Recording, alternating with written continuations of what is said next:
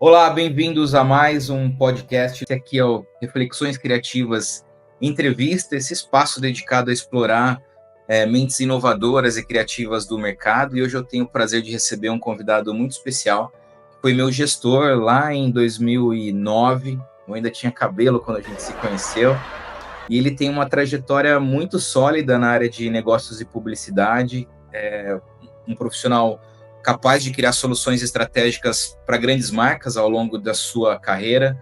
Tem praticamente 3 décadas de trabalho dentro do Grupo Globo, a gente atua junto ali na Globosat. Ele liderava as equipes de estratégias comerciais e hoje está à frente de um núcleo fundamental dentro dessa nova estrutura integrada do Grupo Globo, que une TV aberta, streaming, plataformas digitais e novas mídias.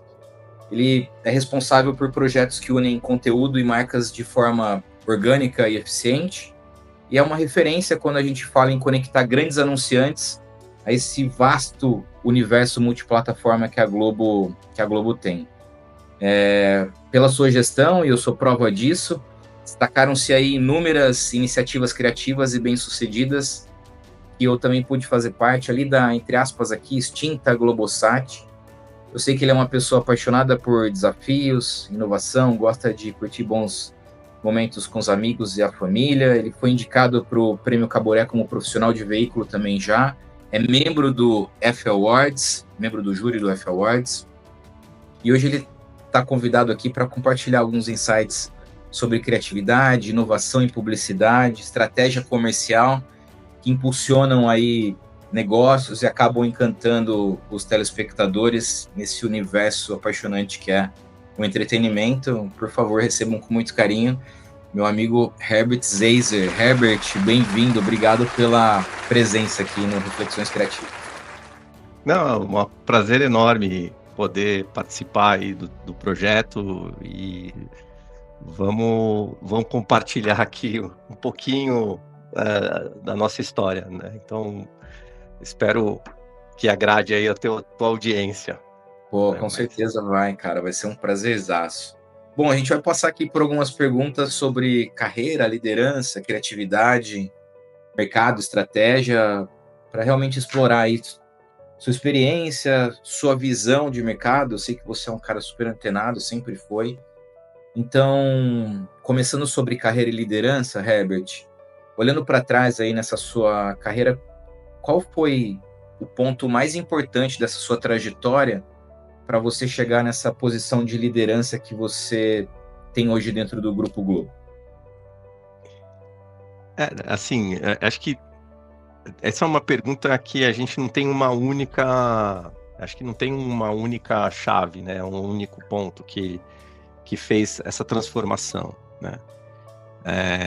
Mas se eu pudesse tentar juntar tudo numa resposta só, eu acho que foram sempre os grandes momentos de grande desafio, né? Ou seja, que tinham momentos ali em que, de fato, as coisas tomaram um caminho que não era um caminho esperado, né? Desejável, e que a gente precisava se superar ali para fazer a história terminar com um final feliz, né? Ou relativamente feliz.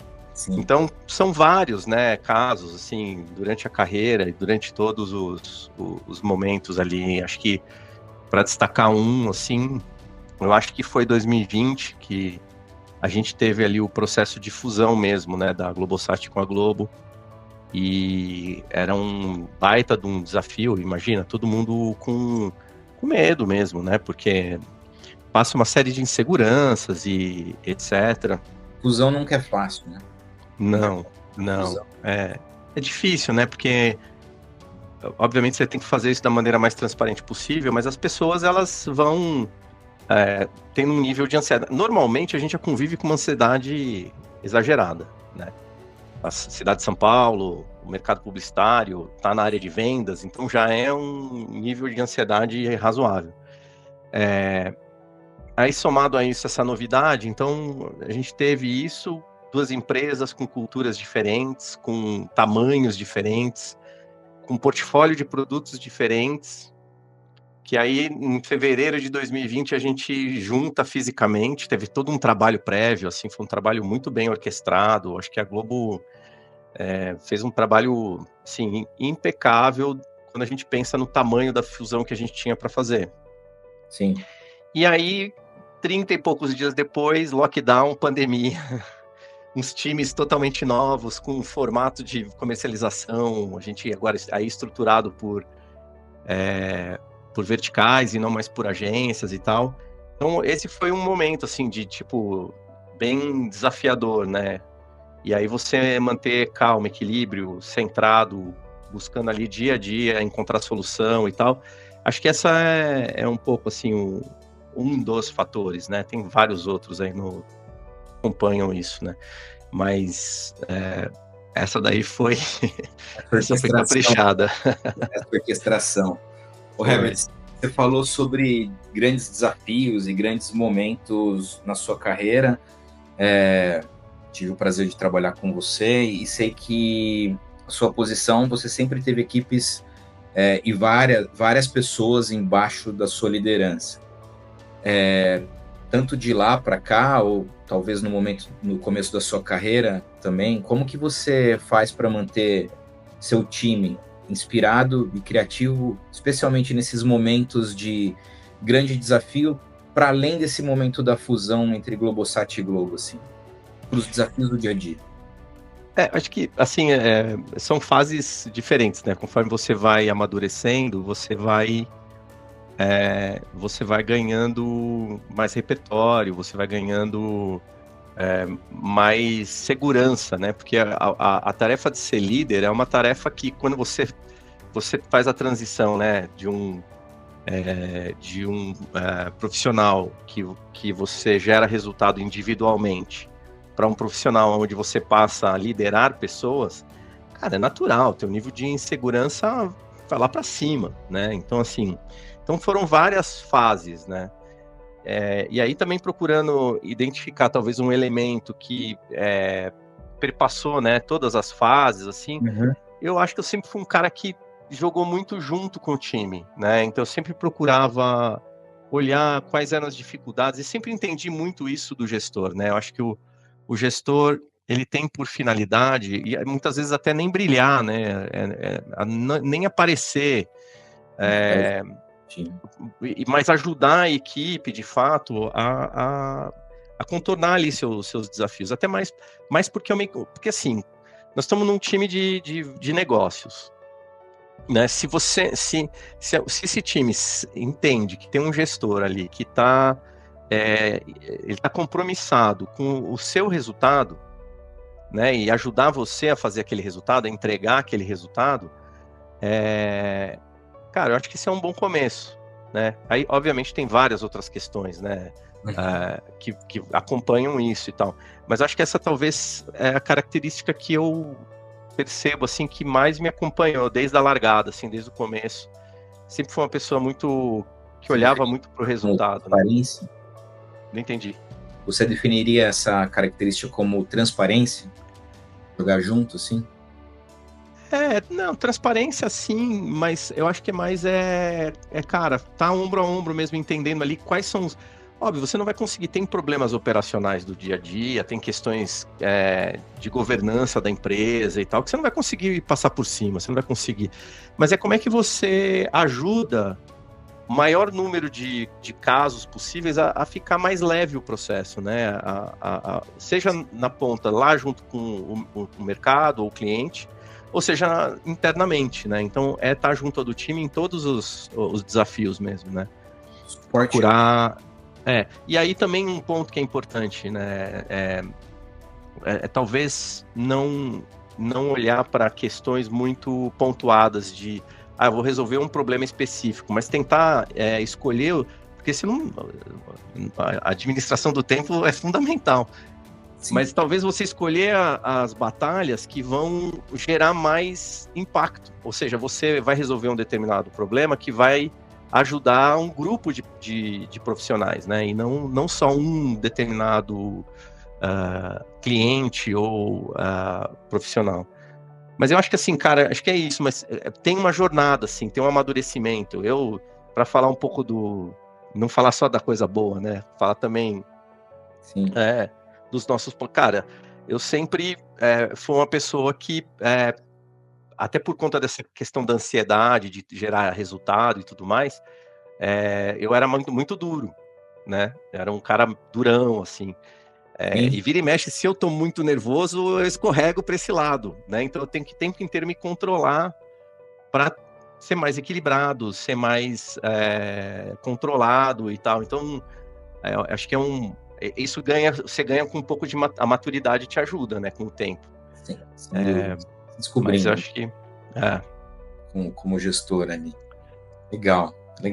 Isso é uma verdade, assim, a gente também eu mesmo também, óbvio, né, no começo de carreira, eu acho que todo mundo passa por esse momento de, não vou dizer imaturidade, mas você aprende mesmo ao longo do tempo a justamente controlar melhor suas emoções para os desafios do dia a dia, ainda mais, como você mesmo colocou, a gente está praticamente numa área de negócio sempre, então a gente acorda devendo, né? Quem trabalha com meta já acorda devendo.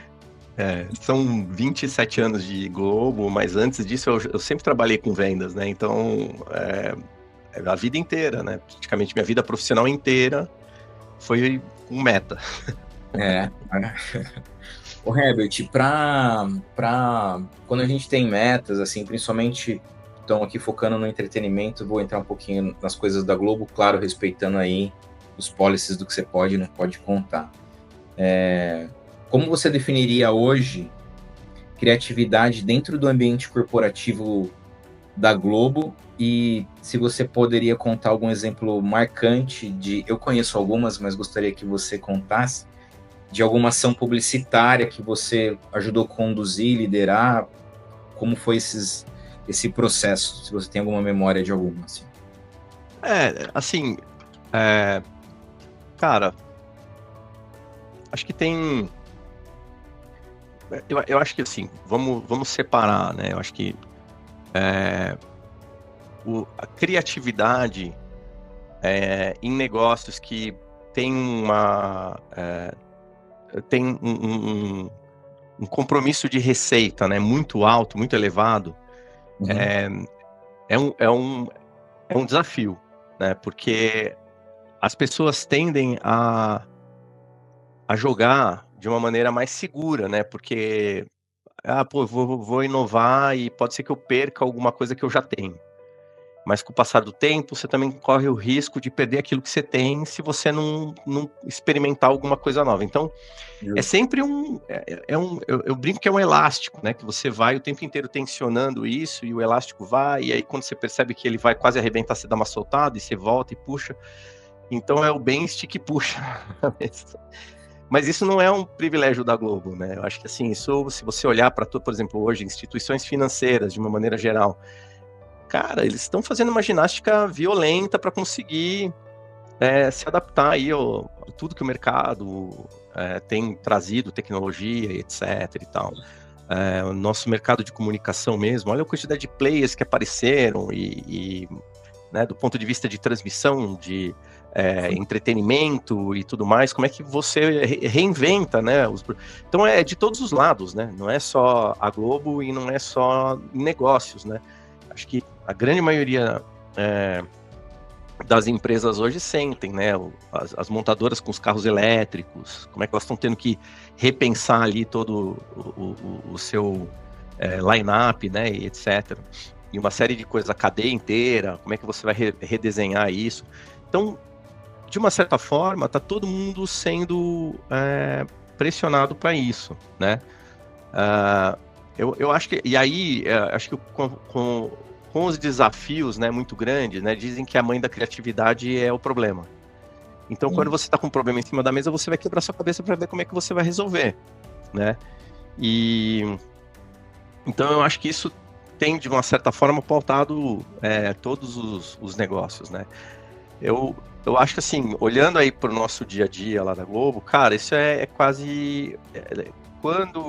Então, voltando lá no exemplo de 2020, quando a gente chegou foi um choque, porque tinham duas realidades diferentes de comercialização e culturas e maneiras diferentes, porque eram produtos muito distintos, né? Totalmente. Mas a pandemia, de uma certa forma, ajudou, porque a pandemia ela veio como quase que ela resetou todo o sistema, porque muitos clientes tiveram que parar, a gente teve que cancelar programações, porque fecharam muitos negócios, etc. Então, era um impacto global, então não tinha para onde correr. Então foi legal essa parada assim para dar essa resetada. E aí, conforme a gente foi reconstruindo isso, já foi reconstruindo numa configuração diferente, né? Então, óbvio, bebemos muito nas experiências passadas para manter aquela sustentabilidade que eu comentei, mas também foi uma grande oportunidade de experimentar o que dava certo de ambos os lados e a gente combinar isso. Os dois mundos, vamos dizer assim. Exato. Então, eu acho que uma das coisas que são legais, assim, é essa questão da combinação. E uma coisa que a gente vem tentando cada vez mais implementar no dia a dia, e esse é um grande desafio, acho que para empresas grandes, de novo, não só a Globo, mas toda empresa grande, é como é que a gente consegue pôr num pipeline tudo que a gente tem que fazer normalmente do dia a dia, e a gente também, aqui do lado, a gente exercita projetos novos como MVPs, né? Então, como é que a gente desenvolve aqui novos caminhos? Então, só para dar um exemplo, assim, uma coisa que eu sempre pensei muito, hoje antigamente você fazia uma compra de mídia por plataforma, e agora a gente não é mais um único veículo, um único meio. A Globo, ela se transformou numa coisa inédita no mercado, porque nós somos um ecossistema. Só que o nosso portfólio de produtos, ele ainda está muito orientado por plataforma. Então, a gente está agora lá com um grupo de trabalho, quebrando a cabeça para falar o seguinte, lembra do Telecine? Que a gente tinha, você podia comprar o Telecine Premium, Action, Emotion. Sim, claro. Você podia comprar os 6. Ou você comprava a rede. Comprava a rede. Lembro disso. Pois é, só que ali a gente tava falando tudo da mesma plataforma, era tudo TV por assinatura e tal. Agora a gente tá querendo pensar em o seguinte, quando você comprar uma inserção, como é que você compra o ecossistema?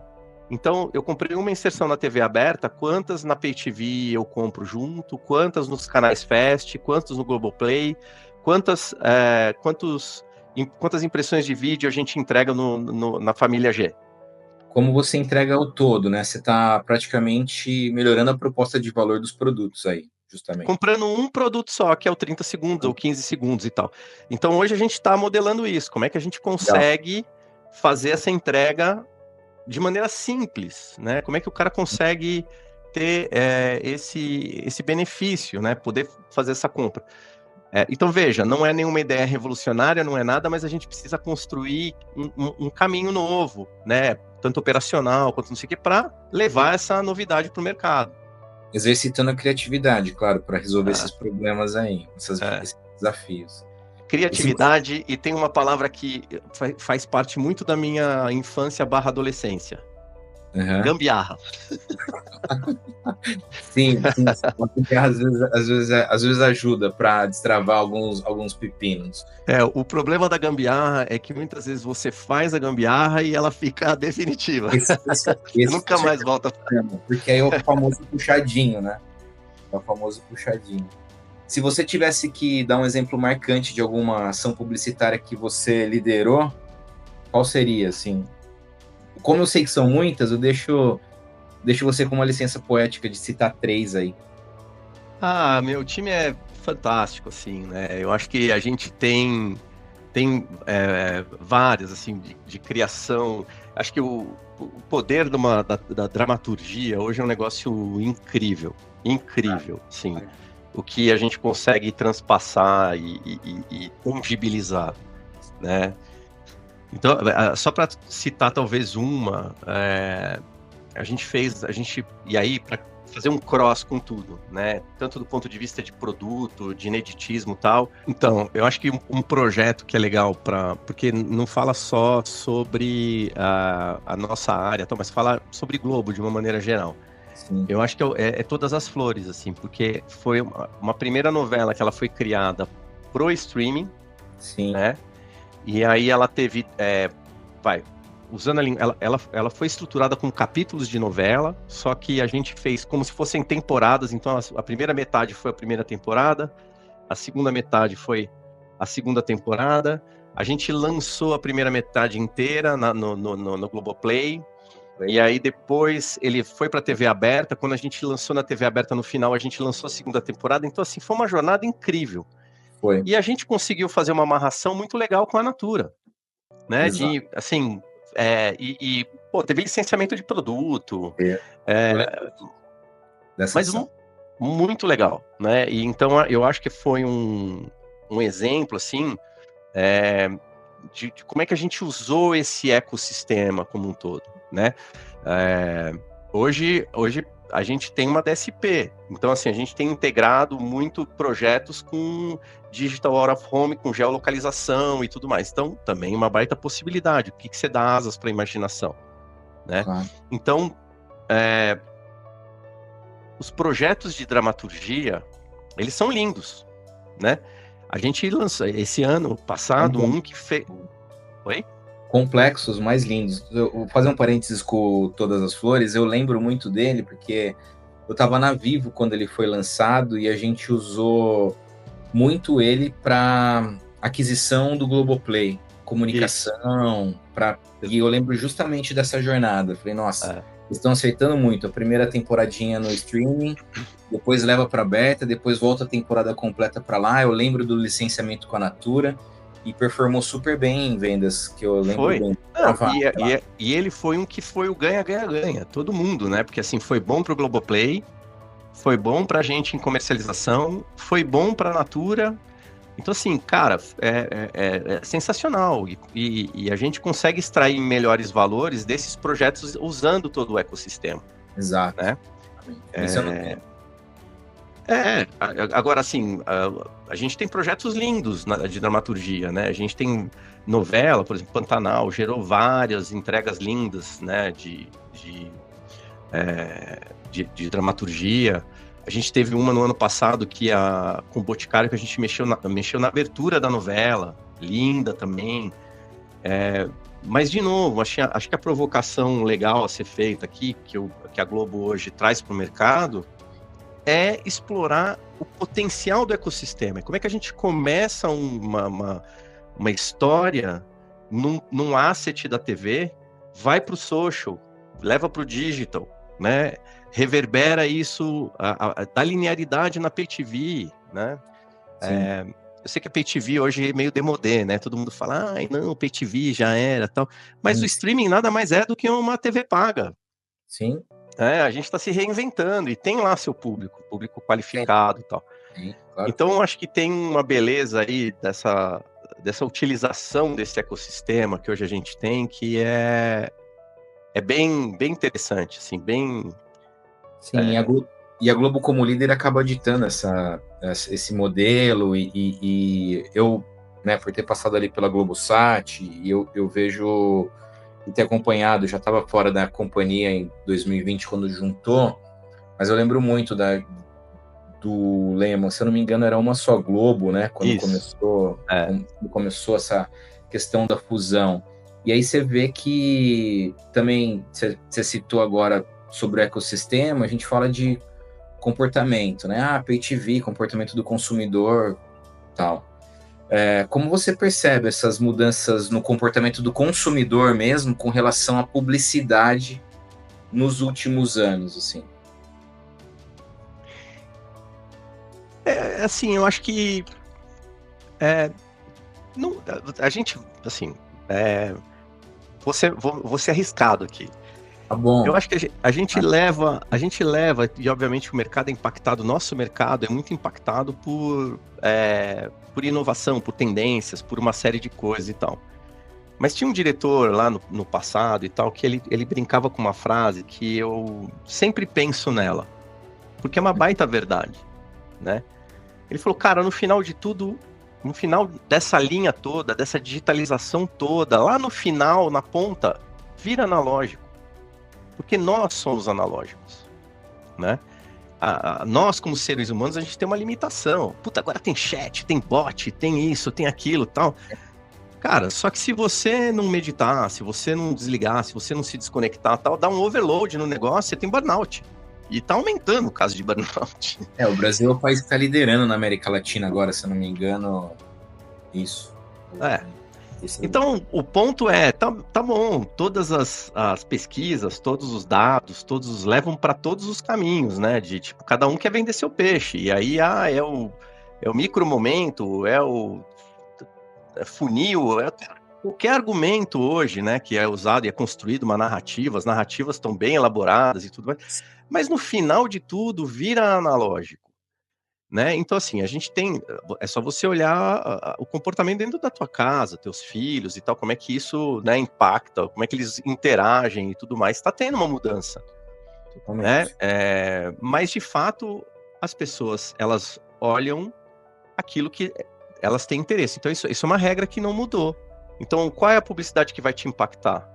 Aquela que ela está conversando com o seu interesse naquele momento, né? Então, pega o digital, quando você compra, sei lá, eu comprei aqui agora, recentemente, eu comprei uma daquelas picadoras de papel, sabe? Para você... Sim. Pô, cara, já comprei. Agora eu tô sendo bombardeado. Então, assim, eu tive um interesse, né? Fui pesquisar qual tá. Durante essa janela de interesse, estava aberto a receber esse tipo de informação. Então, acho que hoje o grande ponto é descobrir essas janelas de interesse e também dosar, né, para você o quanto que você tem que estar próximo para o consumidor não esquecer de você. E aí, talvez as estratégias não sejam aquelas de sniper. Né? Como é que você se aproxima? Então, aí você tem eventos, você tem grandes... Enfim, aí tem um monte de recursos para você trabalhar. Mas, e eu estava lendo um outro... Recentemente agora, li só um slide, preciso ler o trabalho inteiro, que fala o seguinte, que dos 100% dos consumidores, aqueles que estão no bottom line do funil são 5%. Neste exato momento, né? Então, se você conversar só com esses 5%, ele vai comprar e depois... E os outros 95%, né? Então, a gente tem que pensar nessa jornada desses 95%. E isso não mudou, assim, o lado analógico, na minha opinião. O que mudou foi, você tem mais telas, você tem mais recursos, a audiência ficou mais fragmentada, né? Você acha que aumentou? Você acha que aumentou o fato da gente ter mais telas? Você acha que... Acho que eu já vou me responder aqui. Aumentou o número de exposição para o consumidor, mas não necessariamente a conversão está proporcional ao número de telas? Eu acho que foi o mercado pendulou muito para quantidade e ele precisa olhar mais qualidade, né? Ele precisa... Né? Eu por exemplo, fazendo um olhar ali assim hoje para muitos clientes que fazem a compra de mídia, pensando aí compra básica de 30 segundos. Cara, eu vejo um KPI muito forte de rentabilidade. Então eles acabam comprando um grupo de programas que é legal, ele atinge lá os resultados dele e tal, não sei o quê, mas, cara, assim, eles estão longe de uma novela que emociona as pessoas. Eu lembro que teve uma época que a gente estava discutindo uma pesquisa sobre assim. Emoção, né? É uma pessoa que está assistindo um filme e o filme é do gênero de drama, ela tá com que abertura emocional e que tipo de mensagem você vai entregar para essa pessoa? Sim. Então, não se fala muito disso, né? Na realidade, eu quero um CPM de tanto, entrega lá, bota programa, blá, blá, blá, é o CPM, CPV, CPU, alguma coisa. Sim. E a gente não olha pro qualitativo. Conexão emocional. Exato, né? Isso é super importante, cada vez mais, né? E aí tem muitas marcas que acho que fazem trabalhos maravilhosos, assim, de buscar essa conexão através de território. Então escolhe um território e, gera uma experiência pro cliente ali, consegue se posicionar. Então é importante olhar para esse equilíbrio, né? Sim. Então, a gente só ganhou mais ferramentas. O que eu acho é que do lado de cá, talvez, ficou mais fácil da gente se atrapalhar com essa quantidade de ferramentas. Mas lá na outra ponta, continua sendo analógico, né? A gente tem a nossa família, a vida está passando mais rápido, isso é um fato. Totalmente. Mas a gente precisa olhar com um pouquinho mais de parcimônia, né? Para chegar no ponto ideal. Acho que essa é a provocação. Sim, não, e eu super concordo com essa questão de também buscar o emocional para fazer uma venda até qualificada, assim, em vez de buscar só eu quero um CPM de X e jogar o produto ali, seja o que Deus quiser, né? Porque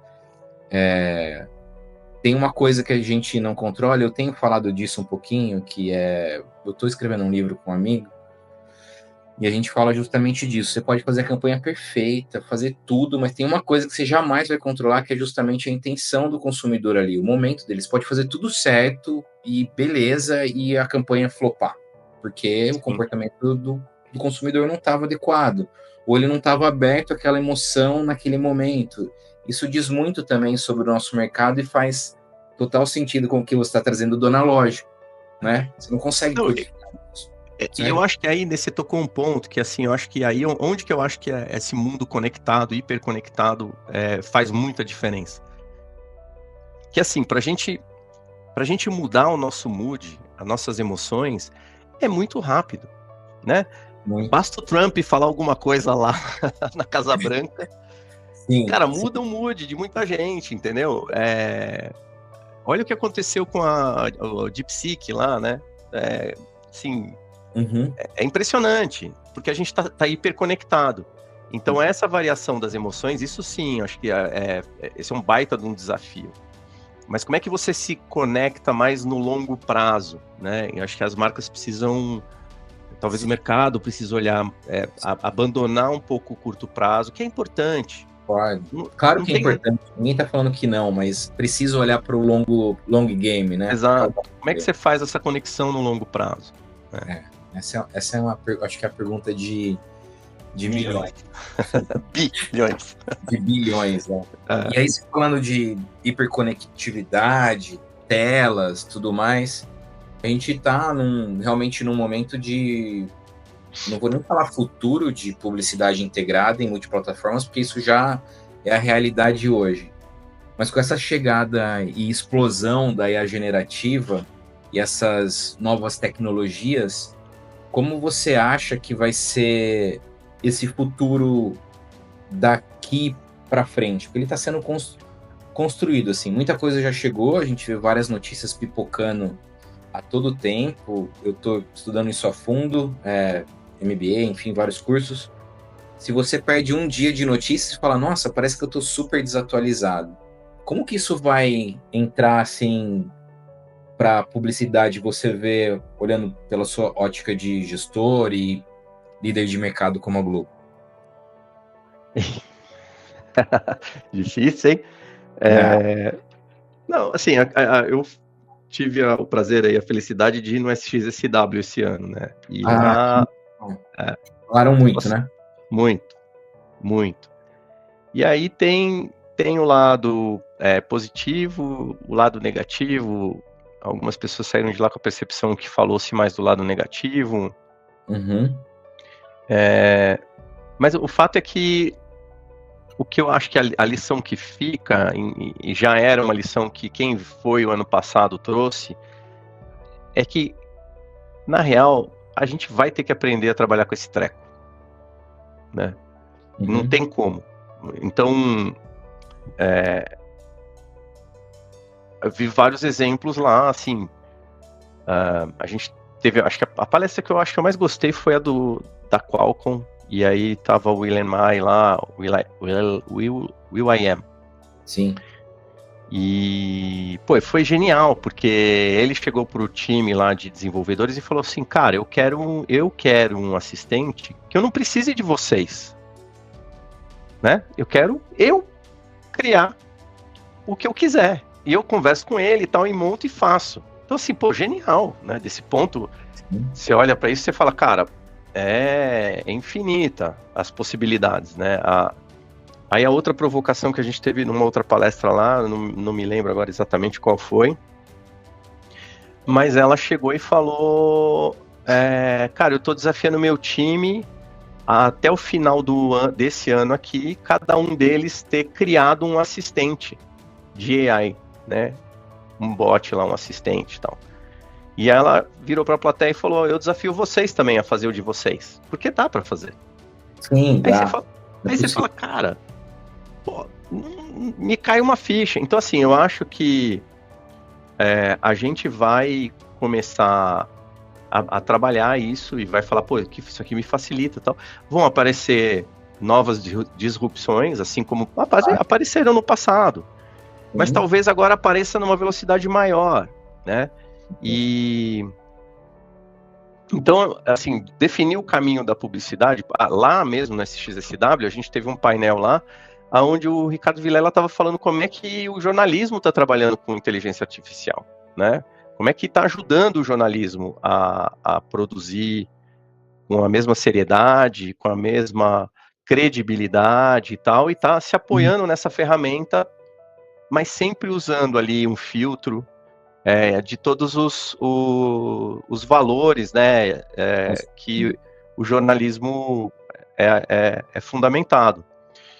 Então, eu acho que pegando essa analogia, né, do que o jornalismo está fazendo, tal, eu acho que todas as profissões, não só a publicidade, né, vão ter que se apoiar muito nos seus valores, né?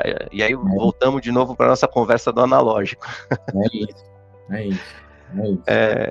Porque sem isso vai ficar uma bagunça, né? E aí eu acho que a gente precisa entender muito bem o potencial que a gente tem na mão, só aumenta a nossa responsabilidade.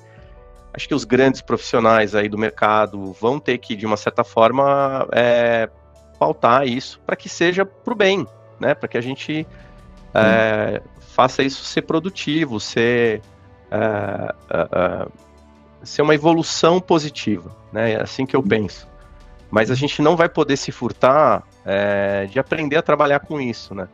Então, eu acho que esse é um processo que a gente vai passar, não só a publicidade, mas todos os setores. E aí tem diversos estudos que falam, vai perder vaga de emprego, mas já tem, assim, perde aqui, mas nasce ali. Sim. E aí vai muito, o que tem que cuidar muito é das pessoas, por isso que eu digo assim, tem que aprender a trabalhar, porque você corre o risco de virar um analfabeto digital de verdade agora, né? Porque vai ser uma revolução tão grande. Verdade. Maior que quando chegou o Windows 95 lá atrás, para quem... Maior. Excel. Maior que a Mantic. Maior que a Mantic. A gente entrega a idade falando isso. Eu tenho estudado bastante IA nos últimos 3 anos, acabei de finalizar meu MBA de Inteligência Artificial na SPM e fiz um curso no MIT também. Legal. Eles falam justamente sobre isso, assim. O MIT teve uma parte muito mais prática, também falando de ética e essas preocupações, mas o que eu tenho visto no mercado, pelo que eu tenho acompanhado, é justamente esse ponto, assim. Você não vai ser substituído pela IA, mas você vai ser substituído por um ser humano que entende e sabe trabalhar um pouco melhor.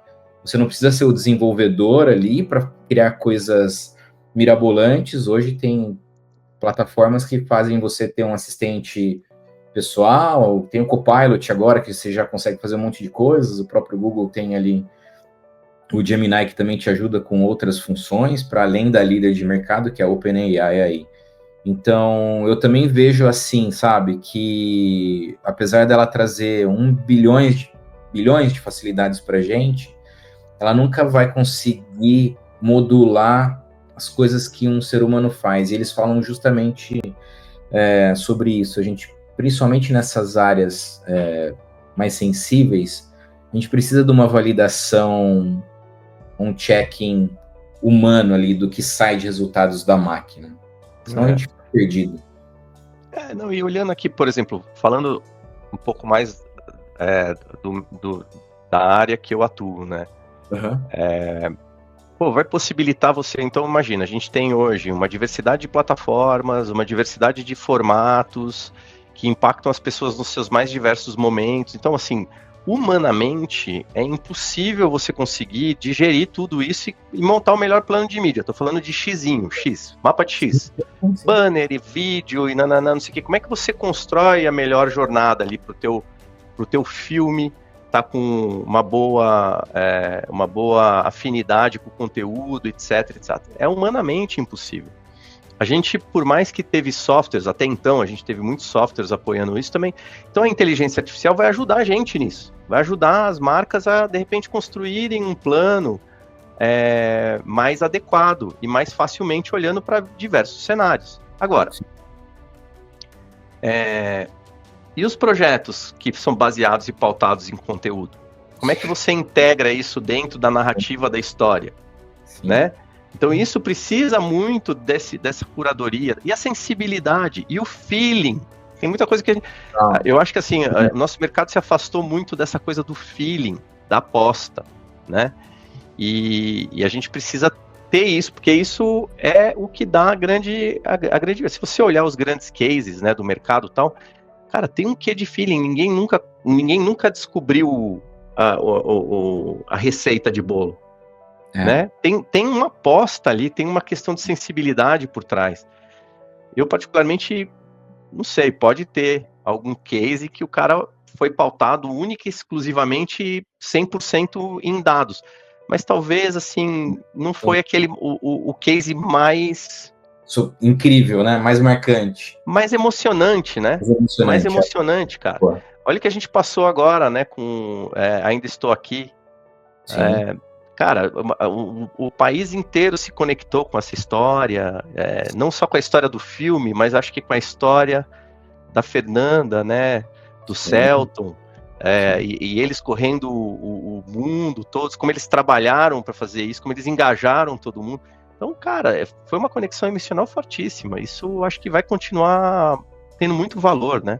Sem dúvida. A IA nenhuma vai conseguir fazer isso. É uma das teclas que eu bato aí nas pequenas consultorias que eu tenho feito, falando de IA por aí, eu falo justamente isso. A emoção humana não vai conseguir ser substituída por nenhuma máquina. Isso, se tiver, talvez a gente não esteja aqui mais vivos para ver isso, quando isso acontecer. Estão tentando, vão tentar e tal, mas enfim, sei lá, vamos ver. Quando a gente fala de emoção, assim, Herbert, eu já quero ir encaminhando para o nosso final aqui, porque eu sei que sua agenda é corrida e já estamos gravando hoje no final de um dia de semana. Quero passar algumas perguntas sobre vida pessoal e desenvolvimento pessoal também, assim. Como você busca um equilíbrio nessa rotina agitada entre sua vida corporativa, que ocupa praticamente boa parte do seu dia, e sua vida pessoal? Eu acho que eu sei qual é a sua resposta, mas eu queria que você falasse. Cara, assim, eu sempre procurei ter alguma vida paralela, né? Eu, como um bom sagitariano, sempre fui muito da aventura.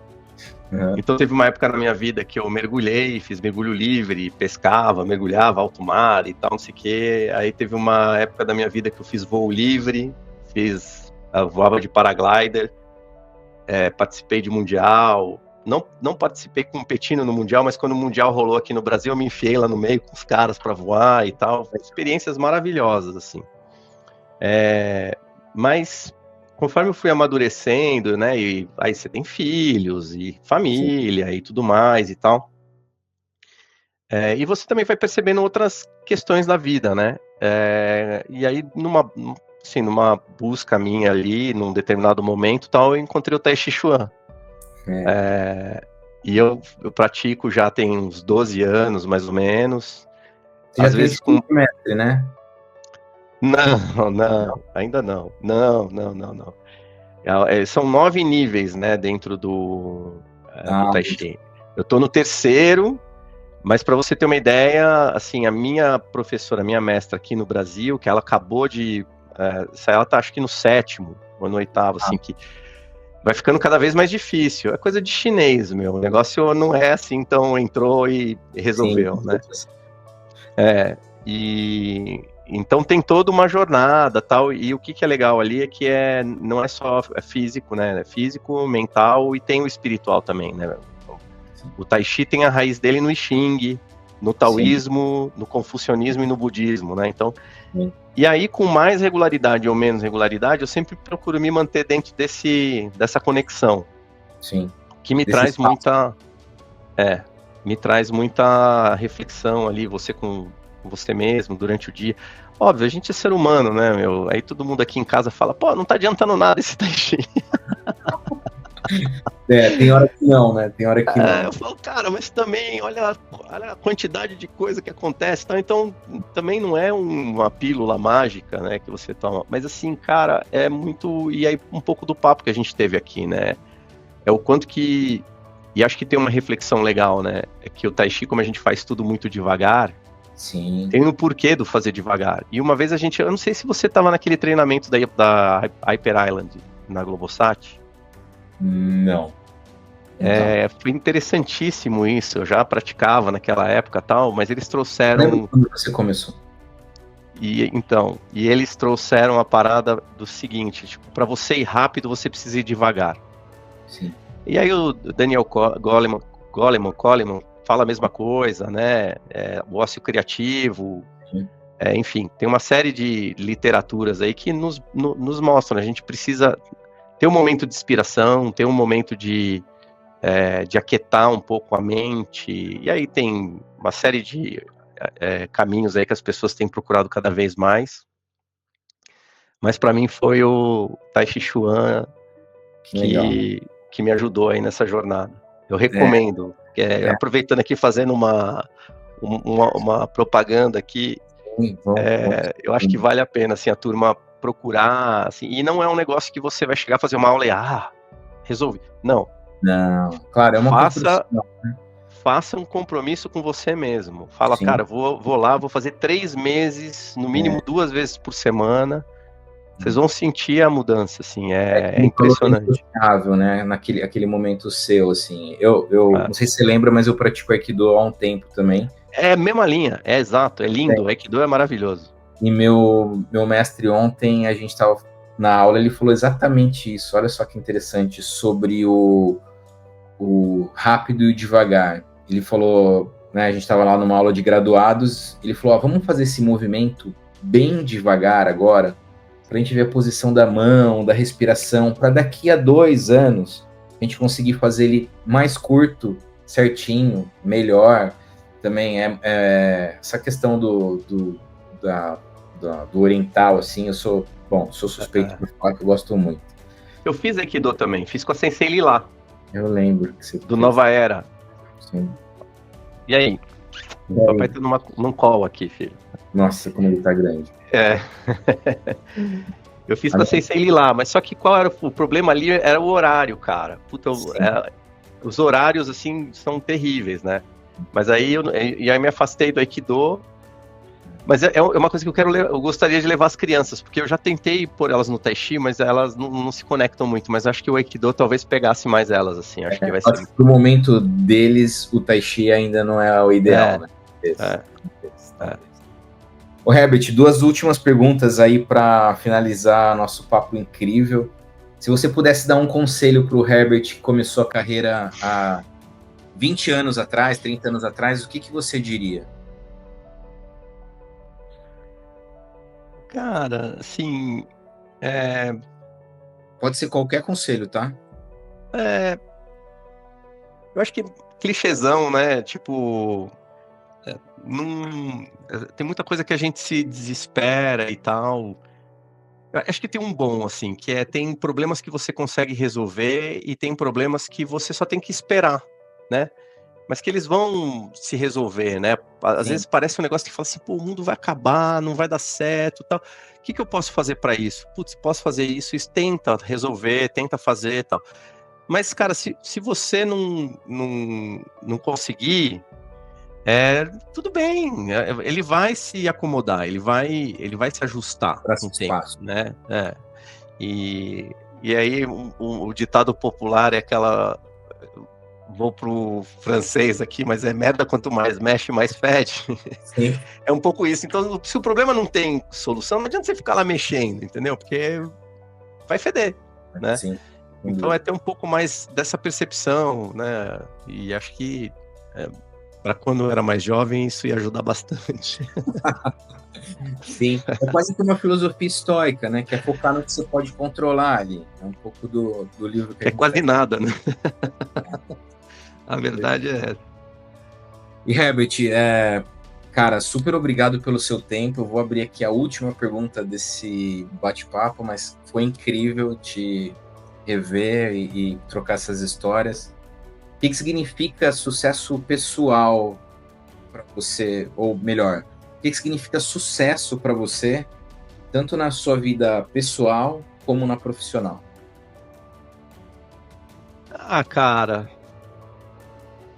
eu já tive um pouco da parada assim, do tipo, pô, qual é meu sonho? Ah, meu sonho é o carro tal. Aí você vai, trabalha, tal, não sei o que, você faz. Ah, meu sonho é comprar um apartamento. Aí você, pá, vamos trabalhar.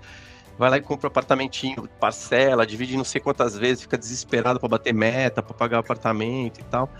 Aí às vezes você chega lá e aí você fala assim, putz, mas e agora? Né? E depois disso, né? Então, eu, eu diria que isso não é sucesso, na minha opinião, né? É, eu acho que, cara, o sucesso ele vem daquilo que é você se conhecer muito, assim, daquilo que daquilo que faz você feliz, né? E a felicidade não é aquele estado de êxtase constante, mas é aquilo que vale a pena você passar os perrengues, né? Então, você vai decidir casar? Pô, casar não é uma tarefa trivial, assim, né? Casa, tal, não sei o quê, mas tem os desafios do dia a dia. Pô, vai ser muito bom, vai ser muito legal, você vai construir muita história. Mas dentro daquelas fotos lindas e maravilhosas que estão, entre aquelas fotos lindas e maravilhosas que estão no porta-retrato, tem muita coisa ali que, cara, você tem que relevar, tem que contornar. E aí, porra, eu não sou feliz porque eu sou casado? Não, cara, porque tem que valer a pena, né? Isso aí tudo Claro. tem que fazer sentido. Você tem que estar no rumo que você quis que a sua vida tivesse. E aí é tricky isso, porque eu falei, né? Pô, eu mergulhei, eu voei de paraglider, eu Várias. fiz caminhada, acampava e não sei o que, não sei o que. Cara, hoje eu não faço nada disso, assim, e eu tenho uma baita vontade de fazer tudo isso. Então, abrir mão de tudo isso, que eu gosto muito, pra estar hoje com minha família e tudo mais, eu não sou um cara feliz? Não. É o contrário, eu sou feliz, né? Então, é exatamente, tipo, essa... Qualidade. assim, é muito louco, assim, cara, porque se eu fosse pensar aquilo que me dá adrenalina pra me fazer feliz, eu ia pra um outro caminho, né? Mas, assim, eu acho que, na minha visão de felicidade, é uma composição de uma série de coisas e tal. Então, acho que é um pouco isso, tentar equilibrar, né? Acho que não é ter muito de alguma coisa dentro da tua vida, porque cada vez você vai buscar cada vez mais aquilo. Eu quero mais poder, eu quero mais dinheiro, eu quero mais carro, eu quero mais alguma coisa. Sim. Você acha que você vai chegar lá e a felicidade vai estar lá. E, cara, aí de repente você chega e você fala, putz, não quero. Aí é não tomar a decisão de eu vou pegar mais disso pra ser feliz, entendeu? Porque se você chegar lá e ver que não tá a tua felicidade ali, pense em outras coisas pra fazer você feliz, entendeu? Porque talvez já chegou no limite que você precisava Sim. daquilo. E aí cada um tem a sua régua, né? Sei lá. E também quem sou eu pra dar conselho, né, Chico? Isso aqui foi uma masterclass. Essa última pergunta fechou com chave de ouro. Herbert, muito obrigado pelo seu tempo. Como eu te disse, estou super feliz de ter te revisto aqui, ainda que virtualmente.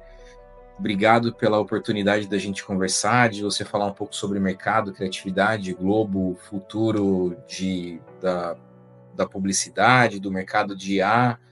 A gente falar também dessa questão que eu acho que foi muito importante, essa exploração da conexão pessoal, sim, com tudo que está acontecendo e buscando esse lado mais humano, que eu acho que falta um pouco, talvez, no nosso mercado geral, assim, nas ações dos programadores, às vezes nas ações que os clientes querem fazer, e acho que esse resgate que você trouxe, essa provocação, foi muito importante. Obrigado demais. Eu que agradeço, cara. Assim, acho que sempre procuro me pôr à disposição aí para trocar ideia, para bater papo. Eu gosto bastante. Uma coisa que eu gosto também é de aprender a vida toda, né? Acho que a gente não pode parar de aprender. E, cara, desejo sucesso aí para seus projetos. E depois me conta aí como é que foi a audiência. Pode deixar. Vou fechar esse episódio aqui. Quando eu subir ele no YouTube e no Spotify, eu te aviso. Vou marcar ali no LinkedIn e a gente se vê. Tá bom. Obrigado, viu, Scott? Um grande abraço, cara. Boa noite. Boa noite. Valeu.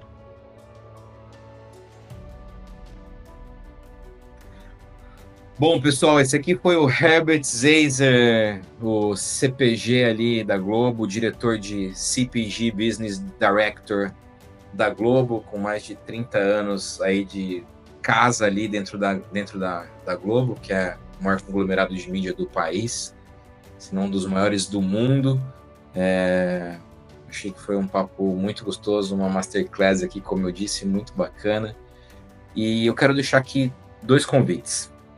O primeiro é para vocês conhecerem um e-book que eu tenho sobre criatividade, baseado no livro O Ato Criativo, do Rick Rubin. E o segundo é acessar o site www.marketingstoico.com.br e descobrir o que é o marketing histórico, o que é esse livro que eu e meu amigo professor Christian Petrini estamos desenvolvendo e vai chegar nas livrarias ainda esse ano. É o Marketing Estoico, integrando sabedoria antiga às estratégias modernas. Então, acesse o site www.marketingstoico.com.br, no Instagram, @marketingstoico. Obrigado pela audiência de vocês. Valeu, até a próxima. Tchau!